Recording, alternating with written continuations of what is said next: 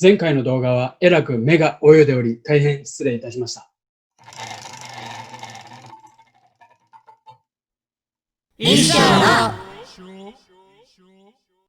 新幹線500系のヒュッと伸びた鼻。一体どんな動物がヒントになったのか。少しおさらいしてみましょう。まず、日本列島というのは山が多い。そうすると必然的にトンネルがとても多くなる。そしてトンネルの幅はとても狭くできています。そして車両の幅はできるだけ広くしたいという希望があります。さらに新幹線のスピードはどんどん速くなる。技術革新によってですね。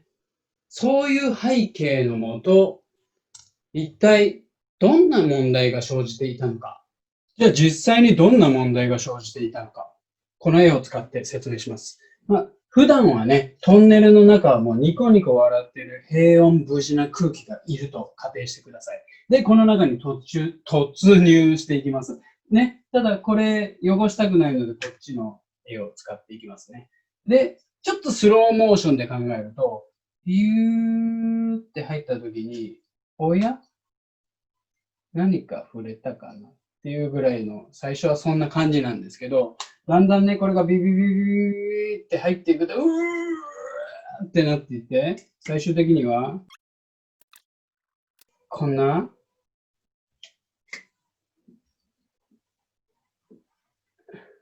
もうヘロヘロな感じの空気になってしまうわけですね。で、これさらにどんどん進んでいくと、これが、おやーってなって、この人も、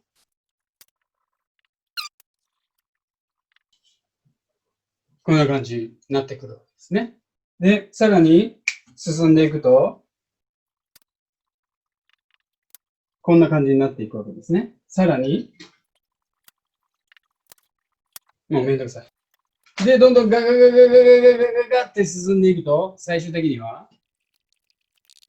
いや、こんなもんじゃないな。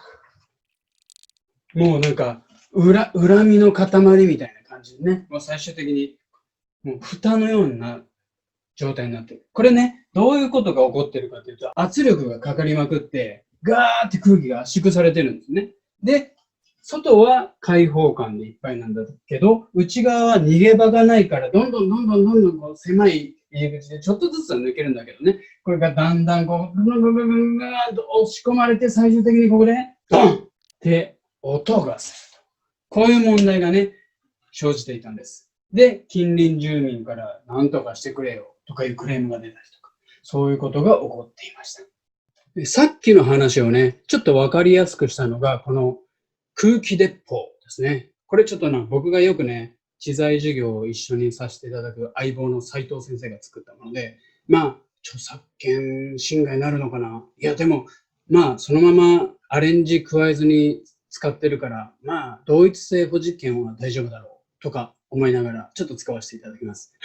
この空気鉄砲ね、蓋をしておいて、後ろからギューって圧をかけていくんですよね。そしたら、だんだんこう、圧が高まって、ボン！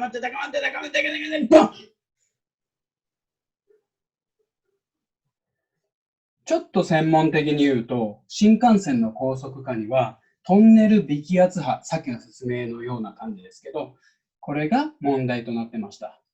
ウィキペディアとかに載ってるんで、ぜひ調べてみてください。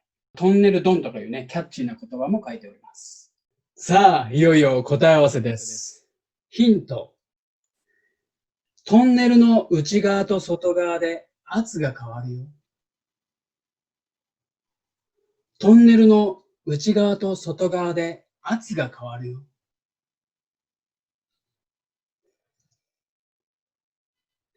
あのくちばしから頭部にかけての形状が参考になるのではないか。くちばし。これ鳥だな。鳥だな。小魚を捕食するために。魚を食べる鳥か。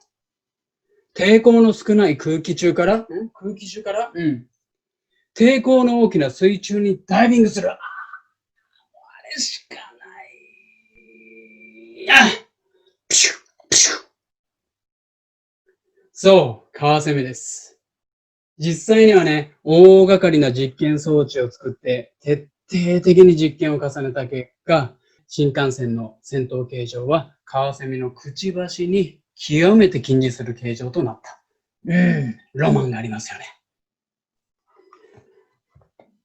意思登録出願する際の書類、つまり意思登録願にはこのような写真図を載せることができます。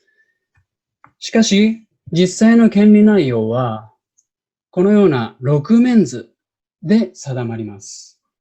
例えば、このようなコーヒーカップあると、横、前、後ろ、上、下から正確に見た図面を記載する必要があります。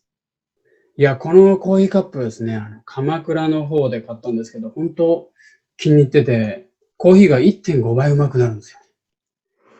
で、その進化終わりではなかった。ということでね、前回お話ししたように1997年にカワセミに似た500系が生まれた後、わずか2年後にね、700系とまたちょっと違った形状になって、その背景にはね、課題として車両のね、ほとんどがもうノーズ、鼻の部分になってね、人がいる部分がなかなか確保できないとか、そういった課題があったようです。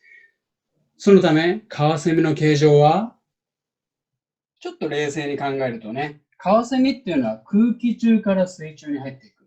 そして別に騒音なんか気にする必要がない。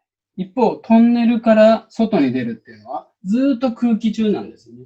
だから必ずしもこれがね、一致するかっていうと、微妙なのかなってなんとなく想像できます。で、実際ですね、500系の後、スーパーコンピューターとかで解析したり、実験を重ねると、先端部における断面積を小さくするっていうのは 500K の時代からやっていたんですけども、それ以外に断面積の変化率を一定にするといいんじゃないかということが分かったそうです。さっきはね、トンネル内の空気が列車によってガーってまっすぐ圧縮されてボンってなるっていう話をしましたけど、研究とかを重ねたらね、列車によってかき分けられた空気の流れがトンネルの壁面にせき止められて圧縮されること。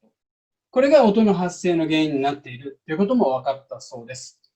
で、空気をうまくかき分けられる形状ということで、カワセミのような形状から、皆さんよくご存知の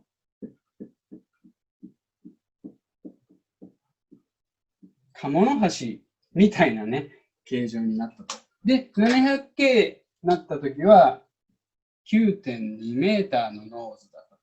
それがね、N700K になったら 10.7 メーターになったらしいですけど、それでもね、カワセミの形した 500K の15メーターに比べたら十分短い。